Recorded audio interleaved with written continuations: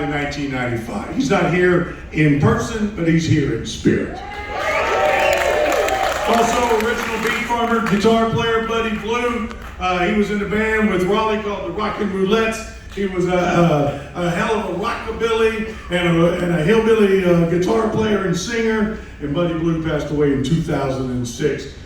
Friends, brief aside here. There is no Mojo Nixon without the Beat Farmers. You know, I'd still be Kirby McMillan if it wasn't for the Beat Farmers. The Beat Farmers gave me a helping hand. They let me sleep on their floor. They let me open up for them 1,000 times. I owe my entire career to the greatness of San Diego's greatest rambunctious root rockers. Let's hear it for all the Beat Farmers.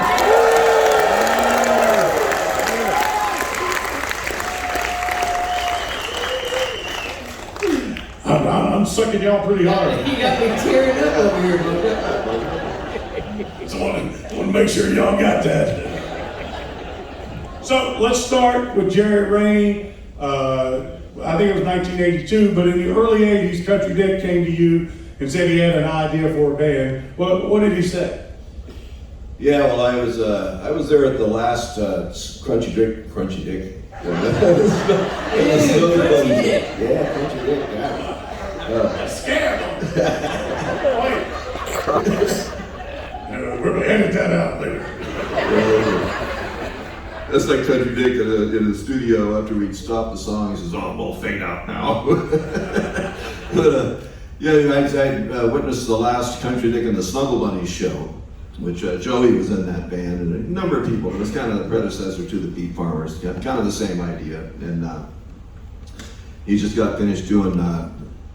He took a fine time to leave me Lucille with those guys, and he's standing up on the table at Bodie's, the place we used to play there. He's standing up on the table with a beer, of course, and a microphone, and he's getting to the end of the song. It's like, "You picked a fine time to leave me, buddies.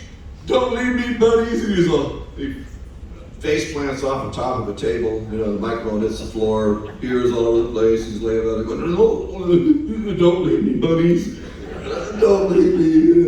So anyway, I went up to him after the show, and I just went. That was pretty damn cool. You know, that was really fun, and I think that a lot of people are getting signed by MCA out of San Diego. A lot of the bands were getting signed, and I said, but out of all those people that are getting signed, I really think you have a better chance of making it. You know, you're really entertaining, and this is cool. You know, then I just walked off because I had a band called The Shames, and we recently broken up, and he knew it. So about a week after that, I get this phone call from Petra Jacobs. "Rainey, well, yeah, want to start a musical mobile pleasure unit?" I go, "Okay, that sounds good, buddy. Who's going to play drums?" "Well, I am." "Who's going to sing all the songs?" "Well, I am." No, he didn't want to sing all the songs. You know, he just wanted to be a regular band, and he wanted to be the drummer, and he just wanted to jump up and do his little ditties when he wanted to do them. And luckily, there was always a couple of us that could play a little bit of drums. I could play a little bit, and Buddy Blue could play a little when he was in the band, and so could Joey when he was in the band. So, that all worked fine, but that's how it started. You know, I remember I begged Country Dick to be in the Beat Farmers, and he finally, in a very sober moment, said, "There's only room for one monkey in this show, and I'm it." I'll do your own damn thing. Another funny thing about that too is like Buddy Blue. He wanted me to, we were checking out other people who'd be in band because it was just Dick and me at that point, and so he goes, "Okay, I want you to come to Bodie's and watch this band called the Rockin' Roulettes," and Buddy Blue and his guys, and he's got a bunch of cool original songs. And so he takes me over there, and then later on I found out from Buddy Blue that, Dick had told him that there was this record producer from LA coming down to check him out and to play all of his originals and make sure the show went cool, So I was the record exec, I didn't realize that, And then his old band, the Penetrators, he was still in the Penetrators. They were in the process of kind of becoming, I don't know what they were doing, but it seemed like they were getting ready to break up. And I thought they were already breaking up, and so I'm standing there by the bar, and the Penetrators were at the bar, And I didn't think anything of it, you know. It's like Dick's going, well, what do you think? You know, and I said, yeah, he's good. We should get him. That's cool. He writes all these great songs. He goes, shh, the Penetrators are at the bar. He couldn't watch us. So anyway, he snuck around and did the whole thing. Really, you know, it was like a lot of tomfoolery and trickery on his part. So. Raleigh was in the Rockin' Roulettes with Buddy Blue. Tell us about the Rockin' Roulettes and how Country Dick, came to you, Ron. Broke up the band. How he destroyed us. Right. So, originally he just wanted Buddy. Yeah. So you were mad. You were. Well, yeah. Because my dream was smashed at that point. No, and Buddy told me, he said, you got to play really good tonight because there's record people in the audience. And he didn't tell me it was just for him. All this stuff going on. Are you saying a bunch of musicians are a bunch of liars and cheaters and swindlers and hornswogglers? Yes, sir. But the funny thing about the Beat Farmers was they had a bass player, and the guy, I guess, went to one rehearsal and decided he had it. It was a good tour. And so they asked me to come in and just practice with them. And so, I was playing upright bass and I wheeled down on my bicycle with this giant bass and tried to get over there and got there and we played along. And then the next day I said, can you come by and practice with me? This went on and on and on. I was never actually told I was in the band.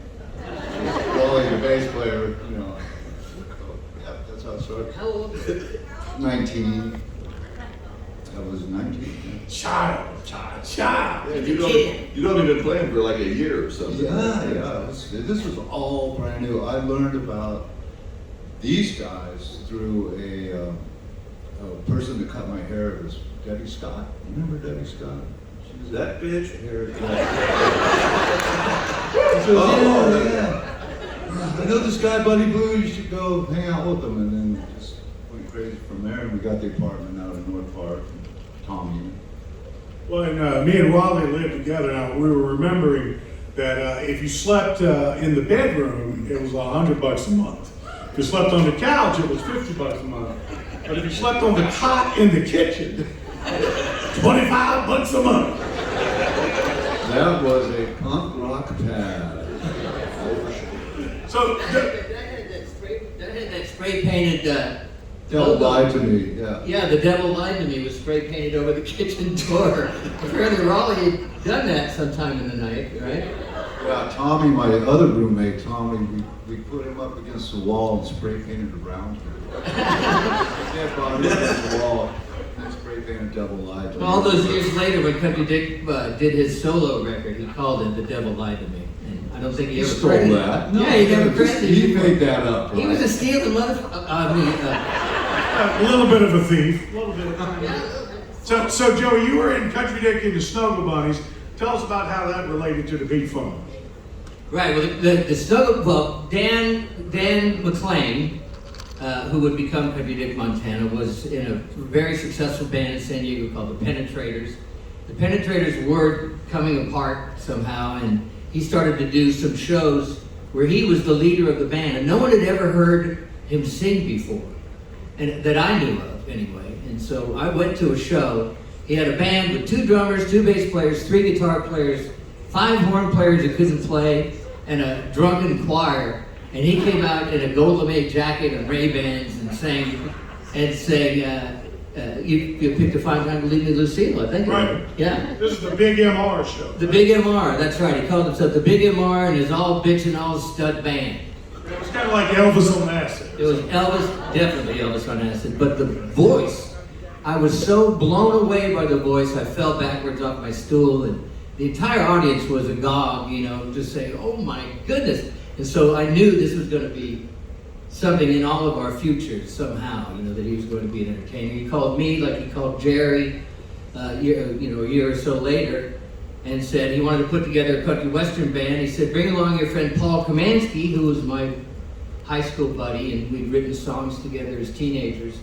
And that became Country Dick and the Snuggle Bunnies. And we did Hank Williams tunes, really fast, and played all the punk clubs, and it was just a blast. And we sang Everly Brothers songs, and of course, a bunch of Paul Kamansky's tunes, were sort of developed there. Right, and Paul, and for those who don't know, Paul Kamansky's kind of the secret songwriting genius of the Beat Farmers, who wrote, he wrote Bigger Stones and Hollywood Hills and what else? California Kid. California Kid. California Kid, absolutely. Road to Ruin. I'm gonna play Road to Ruin when we play a song. That's Yeah, Road to Ruin. That's the song I want to play when we play a song. Okay, You mean today? Hang on, wait. It's I not, know. who's in charge up here anyway? After I gave y'all all my personal hand jobs, you're just rebelling. Mine kind of hurt. Hey. That's probably the crunchy bit. Yeah. So wait, but you weren't there when the Beat Farmers started, Joey, because you had. Well, tell us where you were. What you were Right, doing. I had before the Country Dick and the Snuggle Bunnies thing happened. I had gone to Australia and under the invitation of a publishing company down there, and written some songs for Australian artists. And it was out of the blue. It was fun. Some guy who'd seen me perform with my group before that, and it was a terrific experience. We spent from midnight to 7 o'clock in the morning working at the EMI studio in Sydney. And we ended up with what would become Joey Harris and the Speedsters, an album that was released on MCA. But I had to wait around for all kinds of shenanigans. And in the meantime, I was invited to join the Snuggle Bunnies. So as the Snuggle Bunnies were kind of reaching their popularity zenith, I said zenith, I had to leave to go promote the Speedsters record, and Country Dick did not like that. Now, Joel, why don't you tell us? You knew Country Dick in high school, right? Yes, I You did. knew him. Y'all were buddies way back.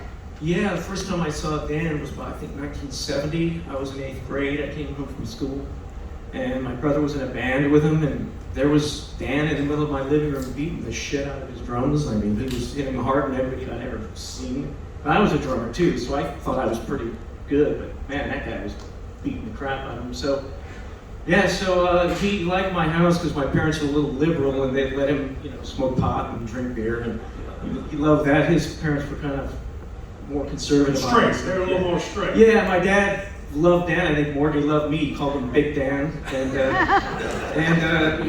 he played piano at that time. See, when I was in high school, I was in a band with Dan called Queenie, and when Queen came out, we go, oh, well, there goes that idea. But and he quit playing the drums, and I became the drummer, and he played piano. So that's why when he was the Penetrators drummer, it surprised me because he told me, I'm done with the drums. I hate them. You play the drums, I'll play piano. So he would always play our family's piano, and he'd be smoking a cigarette, and he'd put it down on the piano. It was an upright grand. That piano had so many burns, We had it in our family just up until about 4 years ago. We sent it to our niece in Texas, but it was always a little, just looking at those burns all these years later, it was like Dan was in the house with us still. Yeah. One of the things, it's hard to imagine, how big Country Dick was. He's physically big. He was big. He was tall. And he also had cowboy boots on and a cowboy hat and a duster, which made him look bigger. And then he has this giant, especially on stage, he has this giant personality. It's as if Godzilla's coming to your house. He broke all our furniture. I mean, I remember, why aren't my parents getting upset? He broke one chair. I'm like, oh great. Then the next chair. I mean, these were nice, like chairs my parents brought from Chicago. He broke every one of them. But that's all. It's Christ. It's just Dan. It's Big Dan. Don't worry about it. He broke a lot of things when we were out on the road. So. Well, and when Jerry was talking about seeing him he would stand on a table. So not a table this size, but a regular bar table. He would stand on it, balance on one foot, with his head almost hitting the fan above him, while drinking a beer and singing the song. It was, hey. He fell over. To get up on the table, he would kick everybody's drinks off into their lap. That's the thing. And they would be cheering. It was like seeing the human cannonball, except he didn't have the cannon. It was unfucking believable. Well, it's like one time we were playing in the outskirts of Chicago. I can't remember the name of the club or anything like that. They had the biggest disco ball that I'd ever seen in my life. It was, like 6 or 8 feet across, and it was just this huge disco ball. And he's standing on a table. His head's really close to it. The place is packed. He like goes, all right, what happened by your headbutted that cannonball? Ha ha! I had headbutted that disco ball, and then he headbutts and the thing falls. Hits the dance floor. People are jumping out of the way. Hits the dance floor. Breaks into a million pieces like it's some Christmas ball or a Christmas tree or something, you know. And I was going, man, I wonder how much that thing costs. Are we going to get any money tonight, you know? But they didn't charge us anything. The place was packed. People, you know, broke the bar record, all that kind of stuff. So he escaped again, you know. Right, that was one of the things. The Beat Farmers caused a lot of chaos. They also sold a lot of booze. Yeah. People came and got drunker than 100 monkeys, right? Yeah, we broke bar records almost every place. We had to wrap the monitors in plastic. And the beer was fine. Yeah, really, the PA system guys, you know, because we didn't travel with our own PA system. We'd use the PAs at the clubs, you know, and so we'd come in there and our road crew would start putting plastic over their monitors and all that stuff. And they're going, what's going on? Well, a lot of beer is going to hit this stage, you know. How about the hay you guys used to take with you too, the hay bales? Yeah, that didn't They last hated that that. long. They Yeah. hated When we that. first started, we used to have, we'd get 4 bales of straw. And we'd put them on the stage and we'd, you know, right in front of us, we'd be stomping on them and all this kind of crap and chewing on the hay. And so when we released our first album, we went up to LA, went to Hollywood and played this place, fancy place on the Sunset Strip called Club Lingerie. So we're doing a record release party there. Turned out to be a pretty cool night, but we brought those hay bales with us, you know. And pretty soon there was hay going back behind the bar and, you know, all over the floor and into all the bathrooms and out the front door and onto Sunset Boulevard. And in our dressing room with these 2 guys playing guitars and singing, it was Dave Alvin and Dwight Yoakam.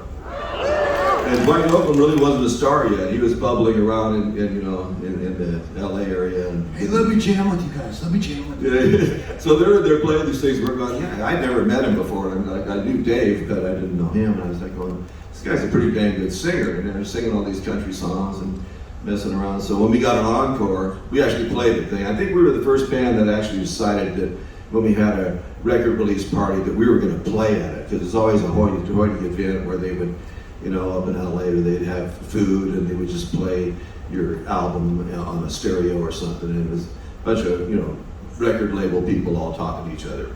Usually business assholes. Yeah. Yeah, so yeah, we turned it into something else. We actually brought a bus.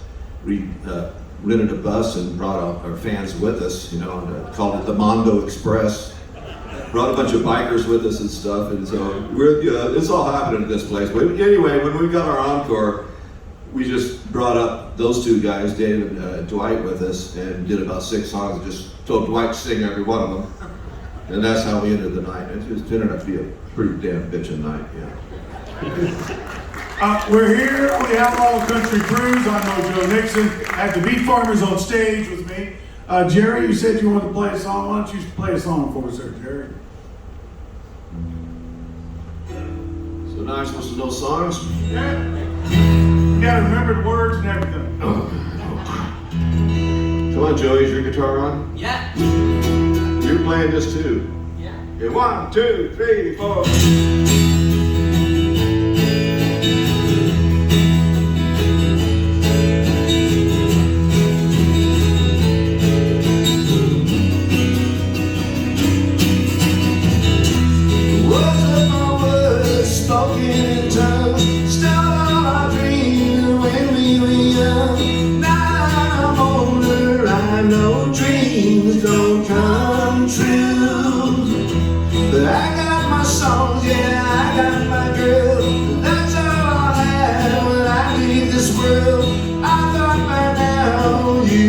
Show some concern.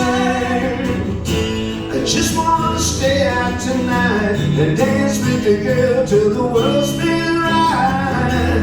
This is the road we're headed on.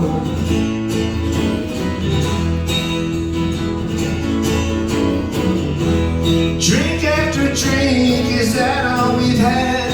Yeah, I've grown up, yeah, I've grown mad. Time now, we're all gonna burn. But everyone passes you by. They all got that look in their eyes. They don't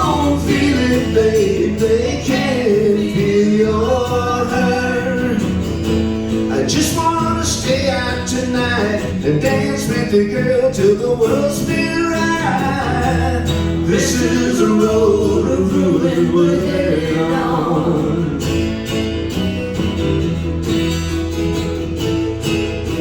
Take it, Joey. Play faster and more efficiently.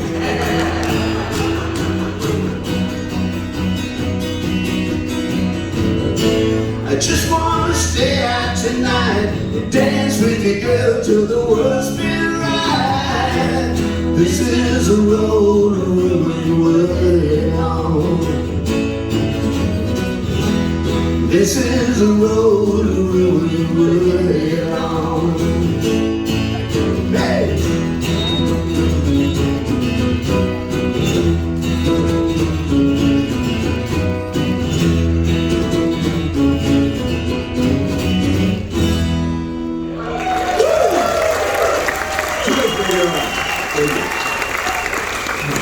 The Beat Farmers live on the Sirius XM crew. So y'all made a couple albums. Made your first album, second album. You're going out on tour. The things were going good, right? Yeah, it seemed like it. Till we got out on tour. Well, you were just talking about the beer flying everywhere. Didn't Country Dick have like holsters for the beer? Yeah, we had holsters and stuff. Yeah, the holster to hold the beer. And then one of my greatest memories is Country Dick on a big stage like this would lay on his back and put the beer between his feet and drink it like a bear. And I'm like, I can't compete with that. That's showbiz. That's entertainment. I am a stupid turd. That is that. Well, I'm beating on a plastic water bottle. The guy's drinking a beer like a bear. What was funny about that too is that at least half of that beer made it into his mouth. You know, it's in between his booze, and I kept thinking one of these days it's going to slip from this booze and hit him right in the teeth, and that'll never happen. And what happened? The whole spraying the beer. How did all that start? Well, you know, we were kind of sloppy with the beer as the band first Well, he started. would juggle the long necks, open Yeah. long necks. Yeah, He would but flip them around and juggle. where that actually started was the first time we went to Canada. We were playing this club in Vancouver, and out of nowhere, yeah, Vancouver's a cool place, man. But out of nowhere, you know, we always had the beer, you know, holsters and all this kind of stuff, and we were always kind of sloppy with it, you know, but all of a sudden there was a bunch of people standing there with beers, you know. They just started slinging them at us, not the beers, just the beer. They weren't spraying it. Yeah, they weren't really spraying. Some people would spray it, but they were mainly holding it up in the air and just kind of tossing it. And that was the first time we broke the bar record anywhere. So we were so long This here. is the town pump in Vancouver. This was actually before we played the Tom Pump. It was a place called the 86th Street Club, I think it was. 86th Street Hellhole, yeah. I know. Yeah, then the Town Pump stole us, and it was easy for them to do. The Town Pump's a great damn place, man. So in the shows, you had the big, loud rock and roll. You had the sensitive songs, the country songs, and then Country Dick would get up and how would you describe that service? It was I always called it our secret weapon. Really, you know, it's like it'd be like we would go on, we'd play 3 or 4 songs, and then it'd be like, okay, these guys are a good band, you know, blah blah, etc. And then we'd kind of unleash it. We'd walk out in the crowd and start doing all this crap, and people would be going, man, what the hell's going on? I don't want to party with this guy, you know. Well, Jerry, tell them about Ames, Iowa. Okay. Oh, how many stories are there about Ames, Iowa? Holy smoke. What names? It was Des Moines. Oh. It started off pretty weird in Des Moines. It was the first time we ever went through there. And first off, there was this place where the road divided into like a V. There was a little park there. And there was a facsimile, a big one, of a bull and a cow and a calf. And so we're out there. I used to always like to take pictures of these facsimiles, usually with Dick on them, you know, or something in that. And so we're out there jumping on these things, and people kept driving by going, "Get off the cows!" We're going, what's with these people? You know what? Who cares? They're just fake cows. It's not like we're out there torturing some cow, you know. And, anyway, it just kept getting weirder and weirder, you know. And then, so we get to this club that we're playing at, and it doesn't have. First off, it doesn't have a backstage. You have to use the office for the backstage, which was all the way diagonally across where the stage was, you know. And first off, it was the weirdest thing is they had a white reggae band open for us. And so we're walking, this is when Buddy Blue was in the band, it's our first tour. And so we're walking, diagonally to get to the stage. And then the announcer announces us way before we get to the stage, you know. Hey, we're the Beat Farmers! We're still walking across the club, you know, what the hell again? And then this table with 3 girls sitting there. Then one girl goes, Beat Farmers, big deal. And she was loudly, you know. And people were kind of laughing, and you know, they didn't really know us, and they're like giggling and whatever, you know. And then she kept doing it, you know, about 4 times before we got to the stage. Beat Farmers, big deal. And, you know, Buddy, it was, you know, always kind of anxious, a little bit pissed off, kind of a dude, you know. He's like, oh fuck, man, what we got ourselves into here, you know. And I'm thinking, just be cool. No, when you're in a redneck bar and you're about to get you.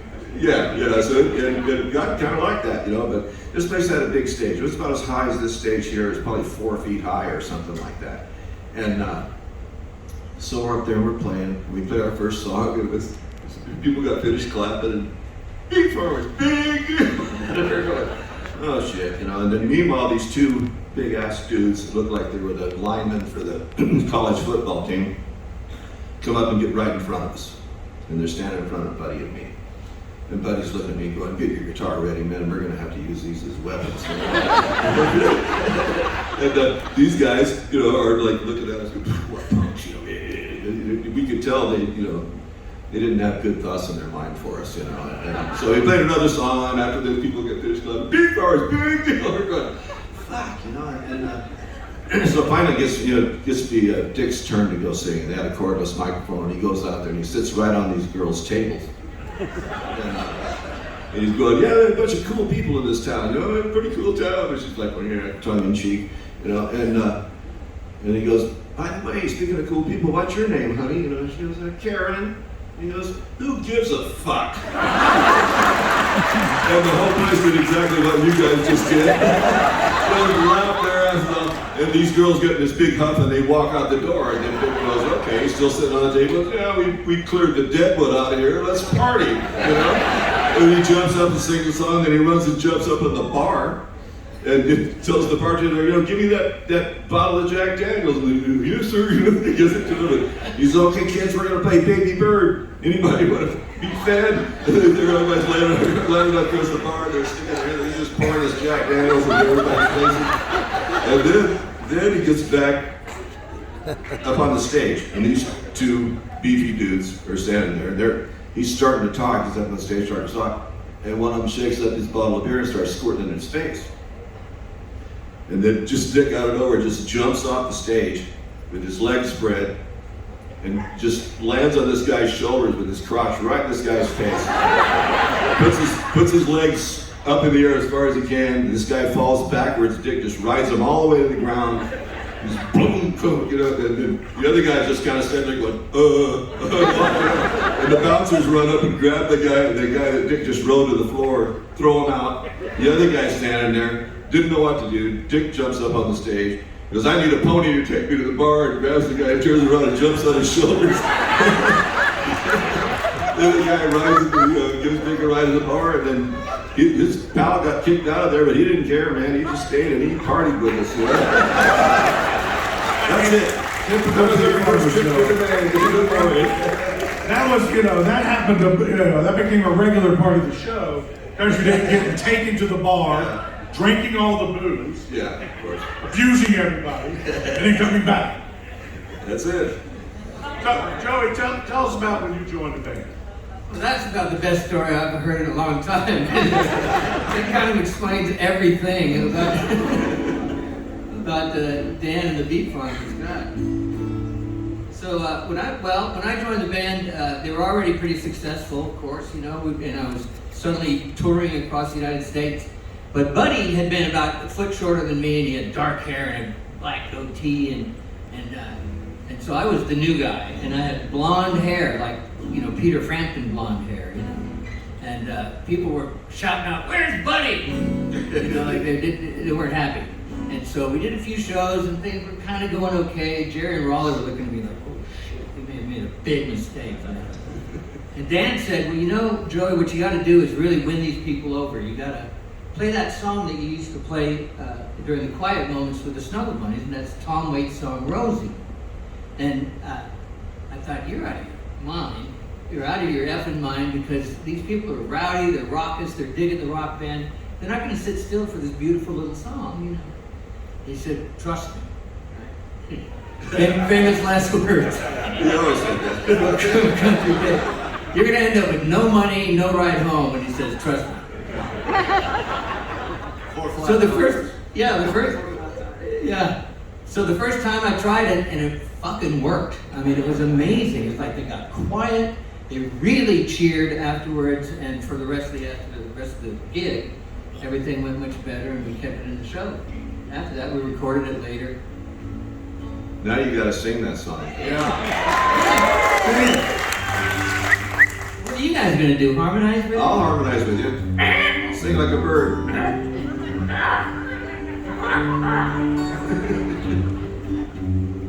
I saw Tom Waits open for Frank Zappa, his whole huge band and everything. And Waits was an unknown, and he just sort of dragged out an electric piano out onto the stage. He didn't have a roadie or anything. And the crowd was booing him, and he sang this song, and it worked. I mean, it's almost like magic. It settles you down. If any of you feeling anxious right now, hopefully this song will help.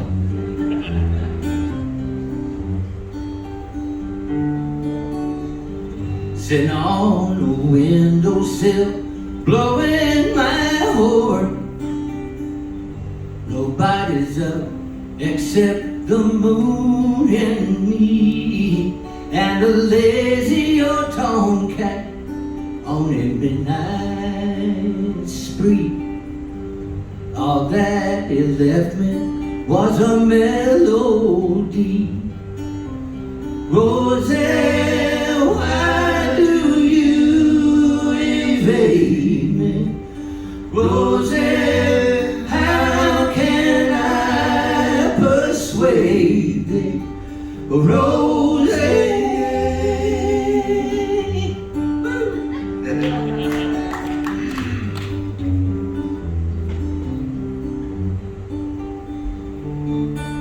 Well, the moon's all up. Yeah, it's big and it's bright. The newspaper headlines cross an indigo sky. I've been loving you, Rosie, from the day I was born. Now, baby, I'll be loving you, Rosie, till the day I die. Rosie, why do you invade me? Rosie, how can I persuade thee? Rosie.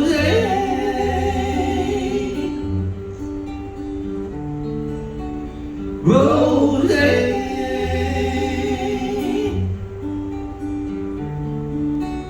Rosie.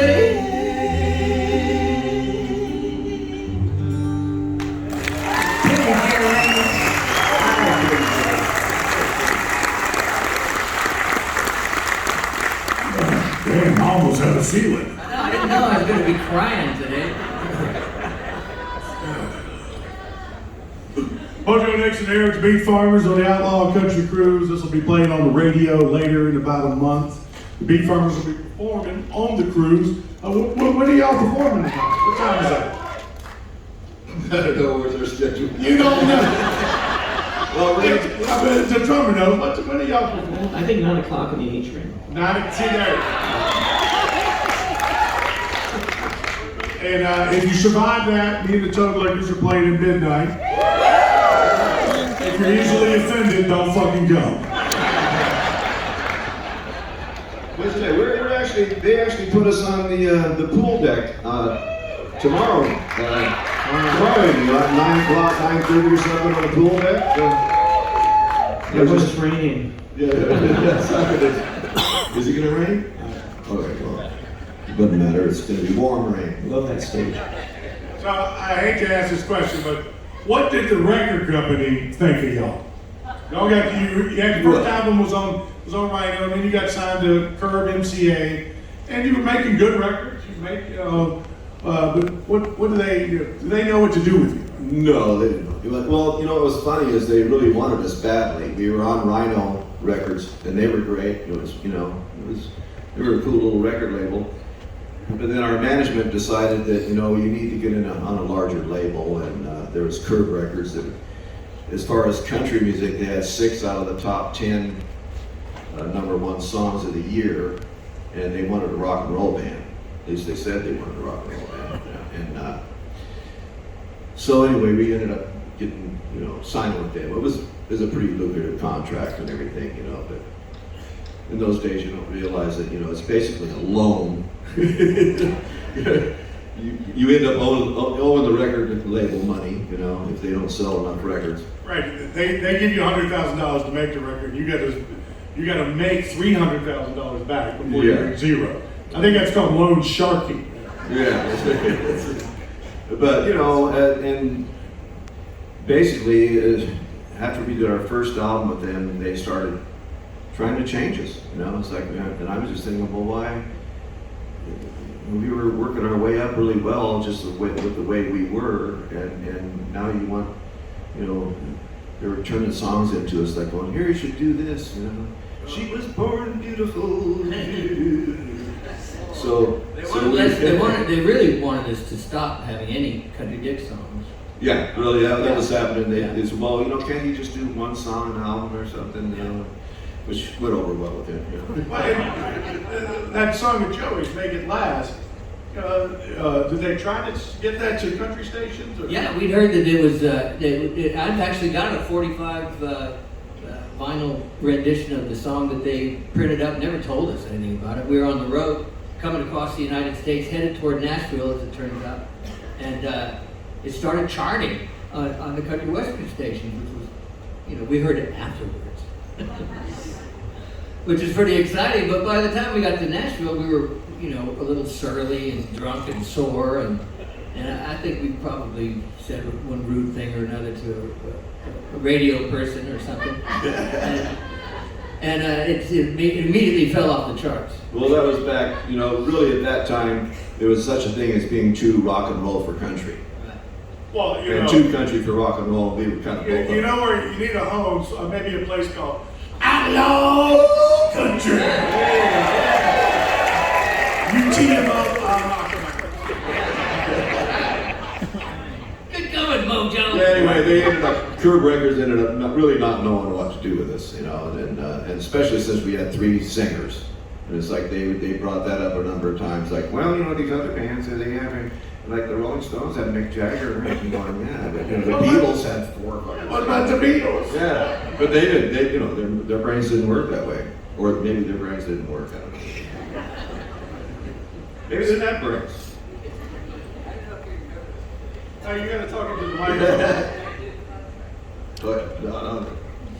So. Oh yeah, we can't say anything about. We're not supposed to say anything bad about the record company. Never mind. This is Vineyard Lynn. What?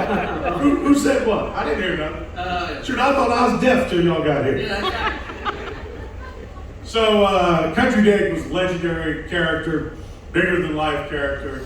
And I thought we might just tell some stories about Country Dick. I'm gonna call this segment Country Dick Once. And Country Dick Once did something crazy, wild, outrageous. Okay. I'm gonna start it out with 3 examples, and then y'all can jump in.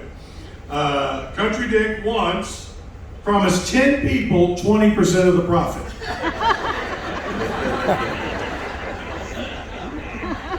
Me and Country Dick once got so high we thought we wrote a song. And Country Dick, people, rock people want to have rock and roll weddings. They want Country Dick to perform the ceremony. And I think it's a couple out in Arizona. Country Dick went out there, performed the ceremony, played with the band, got drunk, everybody went all crazy. When it came time for the wedding night, the groom was passed out. Country Dick consummated the wedding. The floor is yours. Country Dick used to, well, you all know, earlier he came to my house all through high school because he loved my dad. My dad loved him, my mom too. And he would always be complaining about school. And my dad was an English teacher, union organizer for education. And he said, you kids complain an awful lot in the living room here. Why don't you do something about it? And Dan goes, well, what can I do about it? I'm just a student. Why don't you run for office, become part of your school's, the people to run the thing, the ASB president. So Dan did run for vice president. I was his campaign chairman, and he actually won. He only lasted the job for about 3 months because he gave a speech in the quad. It was a homecoming week, and he said the word pissed off, and so he got kicked out of school. They made him quit, resign, and I come home from school, and he's sitting in my bedroom, and what are you doing here? He goes, they kicked me out of school. Yeah, And I'm too afraid to go home, so. Anyways, he won, so. Yeah. For like 3 months. He was the guy that hired my old band, Glory. We were kind of like the Rolling Stones back in those days, and he hired us to play the dance, one of the dances at Grossmont High when he was vice president. And we played, and we smoked pot in the parking lot, and we drank beer in the parking lot And you were of the allowed. high school, and we were allowed, and we got banned from the Grossmont Union School District. That's another achievement of his, right? You got one, Raleigh? No, they're all way too. You can't tell them, can you? I know some of them are triple X-rated. Just give me a hard R. I've got one that, with my memory, it may not be true at all. But once I hear a story, it can get bigger.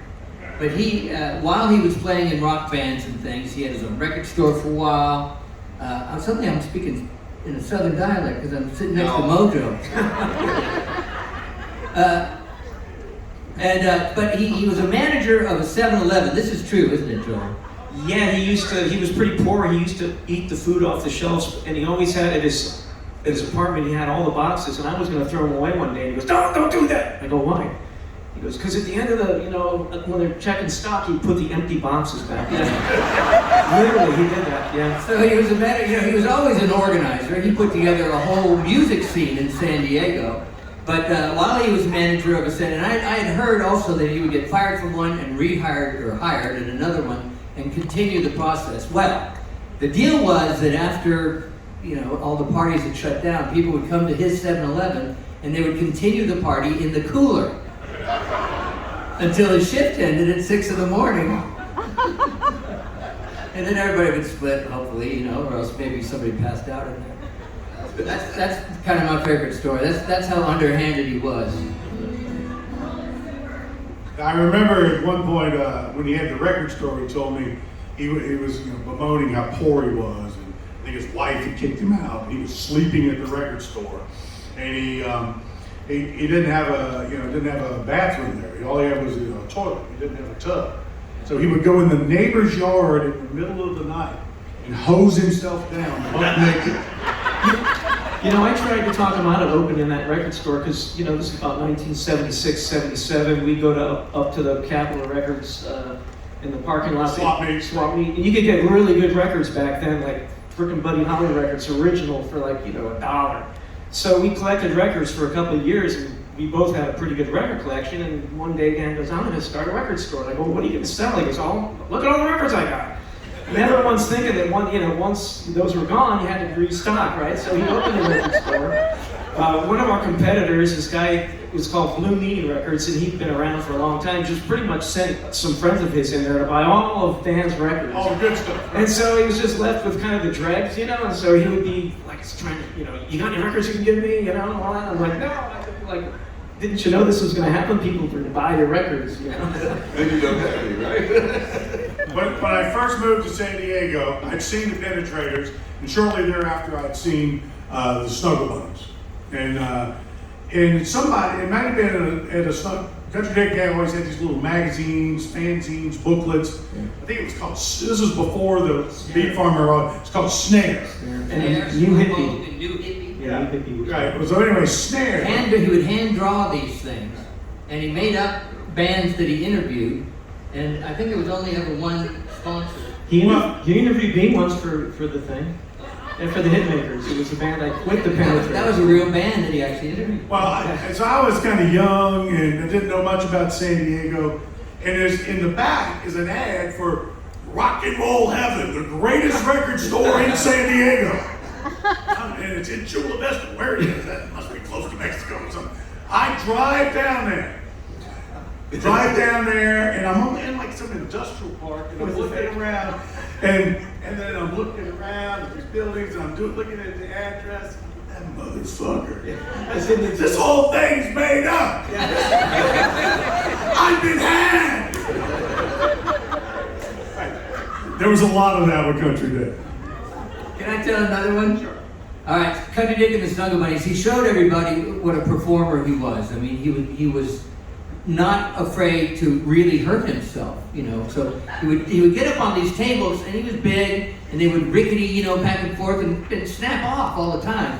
And one time we were playing at the Spirit Club, and the table collapsed, and he landed on apparently some broken glass, and got back up on his drum set, and we started the next song. I turned around and I look at him, and this blood started to flow down his neck, all over his shirt. Well, and so we had to run him to the hospital. But I remember saying to him, and he would show me these bruises that he got on his knees and his thighs and everything from falling down on tables and stuff. And I said, you know, you ought to try and wear knee pads or something. And he said, well, wouldn't that be kind of phony? Country Dick was He would throw himself on the floor. right. Country Dick was like the guy that stuck his head in the mouth of the lion. He was doing something really hard, but he made it so it looked like it was so much harder. Right? Country Dick put on a show. Right? Nobody walked away going, well, that was boring. I wasn't entertained. They might have walked away going, what the fuck was that? He would do a somersault across the stage and then jump up on his feet. You know, like nothing. It was like a ballerina.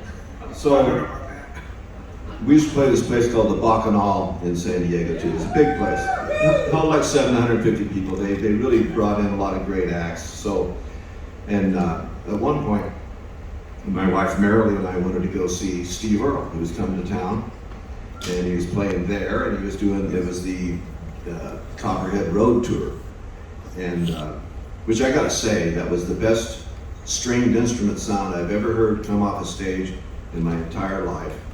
He had the guitar tech was the busiest person in the world, you know, and they just had so many different bitchin' guitars, and it just sounded great. And they started out with Copperhead Road. It was just a great thing. But anyway, Country Dick, Marilee, and I are sitting in the back with a biker gang called the Silver Eagles. They're big fans, you know. So we're all back there partying like crazy, and I knew that, you know, Dick really liked what's the song? It's Fearless Heart that you know, Steve Earle had written. And so they started one night. I reached over to hit Dick. Oh, they're starting Fearless Heart. And he wasn't there, you know. And all of a sudden, unannounced, on the side of the stage, Dick gets stuck up there. And Steve Earle started the song, and Dick does a forward somersault with his, you know, thing, his big duster on, you know. He's holding a beer, and the beer like does this whirligig thing in the air, you know. And then all of a sudden he jumps in the grass, the microphone next to Steve Earle, and he's just surprised. And I was going, well, I guess they don't have any security on the side of things.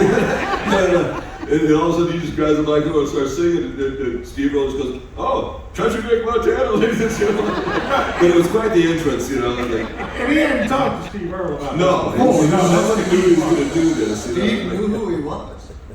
He did? No, Steve Earle knew him, but you know. But it was just like, it was funny because I was like, hey, oh, he's gone, and then all of a sudden, oh, there he is. And it was like, he made a big mess for Steve Earle's stage. It was cool. And all those, you know, all those classic guitars are all getting soaked, you know. So I think we got time for one more song, and we're going to need the audience to sing along. If you don't sing along, I'm coming out there. So, you need a pick? No. I need a kazoo. Oh, you brought the kazoo.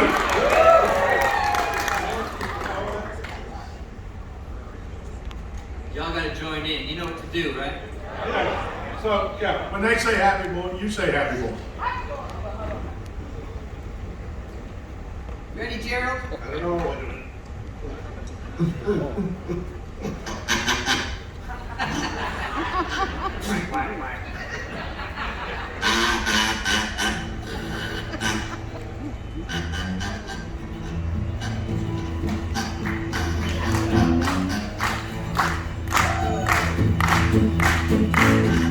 Walking down the street on a sunny day. Got a feeling in the bones gonna have my way. But I'm a happy boy. I'm a happy boy. Well, ain't it good when things are going your way? My little dog Spot got hit by a car. Put his butt in the box and stuck him in the drawer. But I'm a happy boy. I'm a happy boy. Well, ain't it good when things are going your way?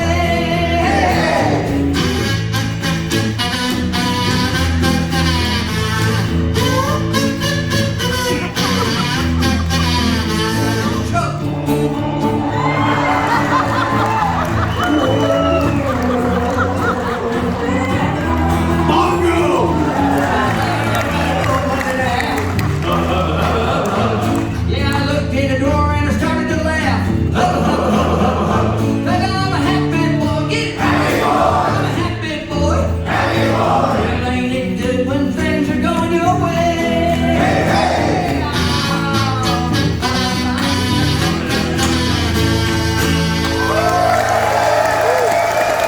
Let's hear it for the Beef Farmers. Jerry Reynolds, Bobby Love, Johnny Harris, Joel Pratt. Thank you, I'm Joe Nixon. This is Sirius XM.